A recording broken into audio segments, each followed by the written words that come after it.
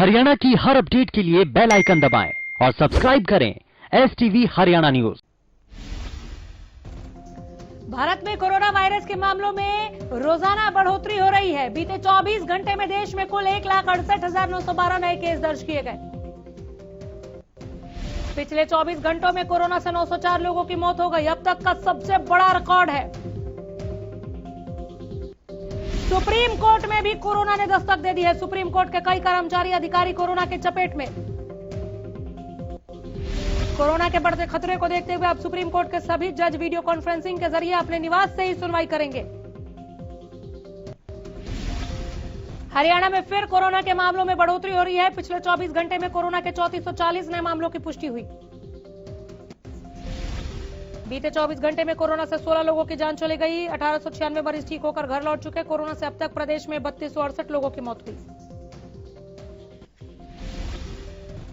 प्रदेश में कोरोना के बढ़ते मामलों को देखते हुए नाइट कर्फ्यू लगाने की तैयारी की जा रही है। इसके लिए स्वास्थ्य मंत्री अनिल विज मुख्यमंत्री मनोहर लाल के साथ बैठक करेंगे।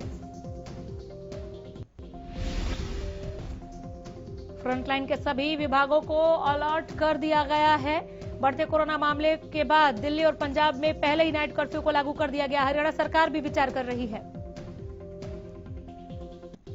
कृषि कानूनों के खिलाफ किसानों का आंदोलन 138वें दिन भी जारी। कानूनों को रद्द करने की मांग को लेकर किसान बॉर्डर पर डटे। कृषि कानूनों के विरोध में चल रहे किसान आंदोलन के चलते अन्नदाता दिल्ली की दहलीज पर बैठे हुए हैं। इसी बीच कई किसान अपनी जिंदगी गंवा बैठे। गुहाना के बीच पड़ी गांव के किसान की दिल के दौरान पड़ने से मौत हो गई। यह किसान बीते कई दिनों से सिंघू बॉर्डर पर आंदोलनरत था। किसान आंदोलन पर बोलते हुए बीजेपी प्रदेश अध्यक्ष ओपी धनखड़ ने कहा कि आंदोलन अंदेशे पर है, संदेशे पर नहीं, क्योंकि कानून में कोई खामी नहीं। उन्होंने कहा कि जितने सुधार बताए गए स्वीकार कर लिए गए। ना MSP बंद होगी, ना ही मंडियां बंद होंगी।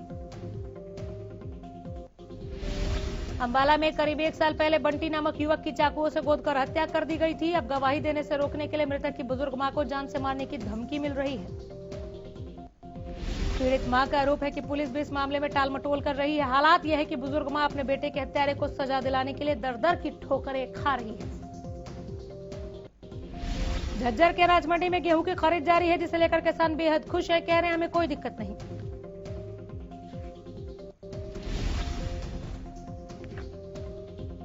हालांकि जब हमने आड़ती से बात की उसी मंडी में, तो उन्होंने बताया कि उठान में दिक्कत आ रही है।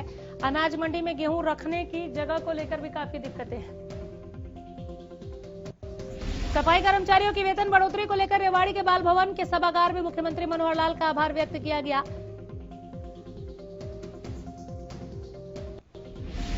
सफाई कर्मचारियों को संबोधित करते हुए मुख्यमंत्री ने सफाई कर्मचारियों के वेतन वृद्धि का एक सराहनीय काम किया है।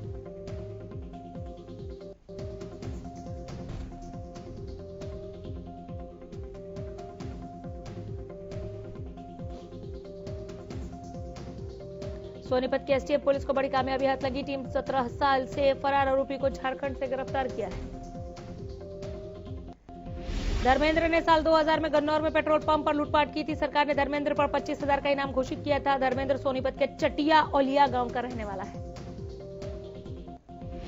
सिरसा में सर्व कर्मचारी संघ के बैनर तले कर्मचारियों ने रोष प्रदर्शन किया। इस दौरान प्रदर्शनकारियों ने पुरानी पेंशन बहाली और कच्चे कर्मचारियों को पक्का करने की मांग की। गुरुग्राम पुलिस को बड़ी सफलता हासिल हुई है। पुलिस ने अवैध शराब की बड़ी खेप बरामद की है। इस दौरान पुलिस ने गाड़ी चला रहे शातिर बदमाश को गिरफ्तार कर मामले का खुलासा किया। हाथी पुलिस की CIA 2 की टीम ने महंत चंदनपुरी पर गोली चलाने के आरोप में 3 आरोपियों को गिरफ्तार किया है। गिरफ्तार किए गए आरोपियों की पहचान समाधा मंदिर के महंत पंचमपुरी, संदीप वासी ढाणी, कुतुबपुर, सोनू उर्फ कमांडो के रूप में हुई है।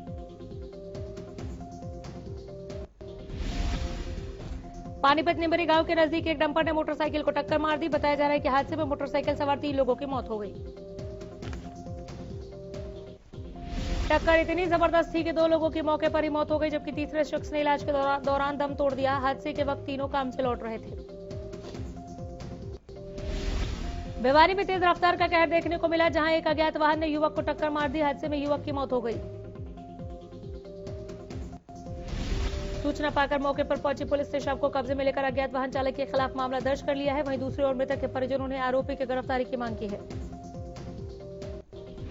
गोहाना के मातंड और छतिहर गांव के खेतों में गेहूं की फसल में आग लग गई। आग लगने से किसानों की 30 एकड़ गेहूं की फसल जलकर राख हो गई।